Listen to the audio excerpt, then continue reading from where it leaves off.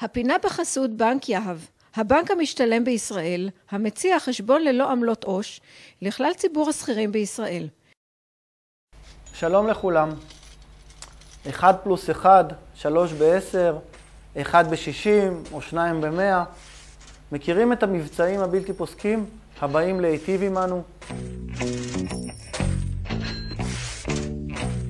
הרשתות והחנויות מציפות אותנו במבצעים רבים, מסוגים שונים ומשונים, והכל כדי למשוך אותנו אליהם ולקנות. אין במבצעים האלה שום פסול, להפך, הם לגיטימיים, ואם ננצלם בצורה נכונה, אכן נרוויח. אך האם זה קורה? האם אנו מנצלים את המבצע לטובתנו? למראית עין ובטווח המיידי של הקנייה נראה לנו שכן. אבל כשאנו חוזרים הביתה ומסתכלים בסופו של דבר על חשבון הבנק והישראכרט, אנו מגלים שהוצאנו שוב הוצאה גדולה שמכניסה אותנו לחובות, או לחילופין, לא ברור לנו למה אנחנו בכלל בחובות. הרי קנינו רק במבצעים. אז מה קורה כאן? מנגנון הפיתוי של המבצע עובד על הרצון שלנו להצדיק את הקנייה. יחד עם ההרגשה תמידית שצריך לחסוך. או גרוע מכך, הוא גורם לנו לחשוב שבכך שקנינו מוצר נוסף עקב ההנחה שניתנת, שחסכנו כסף, אבל זו ראייה חד-כיוונית ללא ראיית השלם. תן דוגמה. רכב עוצר בחנות נוחות בתחנת דלק, על מנת לקנות שתייה. מחיר בקבוק שתייה הוא 6 שקלים. המוכר מציע בקבוק שני במחיר של 2 ב-10.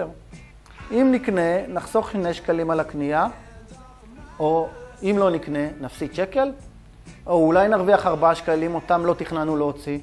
נקודה למחשבה. דוגמה נוספת, נכנסנו לסופר וראינו מבצע של ספגטי 3 ב-15. ספגטי אחד עולה 8 שקלים, אז מה עושים? אם נקנה עוד 2, לכאורה נחסוך 9 שקלים. אך בפועל נוציא 7 שקלים יותר ממה שתכננו. אז מה קונים? מה עדיף?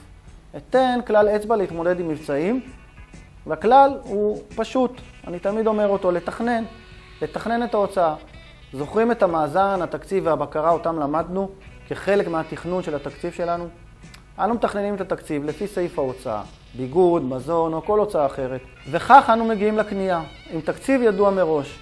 הטעם שידועה לנו מסגרת התקציב ונתחייב לא להוציא יותר ממה שקבענו, נוכל לקנות מה שאנחנו רוצים, כולל מבצעים, ובתנאי, שוב, שלא נחרוג מהתקציב. מצידי תקנו רק ספגטי.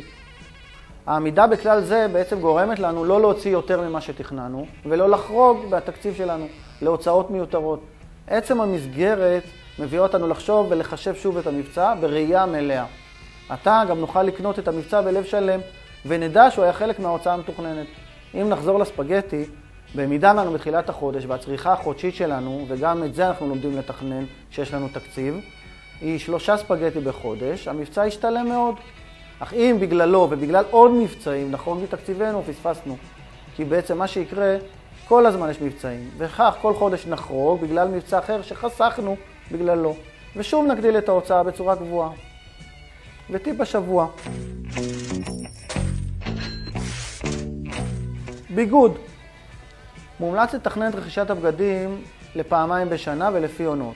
כך תוכלו להגיע עם סכום גדול משמעותי, שעומד כל חודש בצד על פי התוכנית החודשית, וגם לקנות בסופי עונה במבצעים שמשתלמים. אך זכרו, אין לחרוג מהתקציב לאותה קנייה.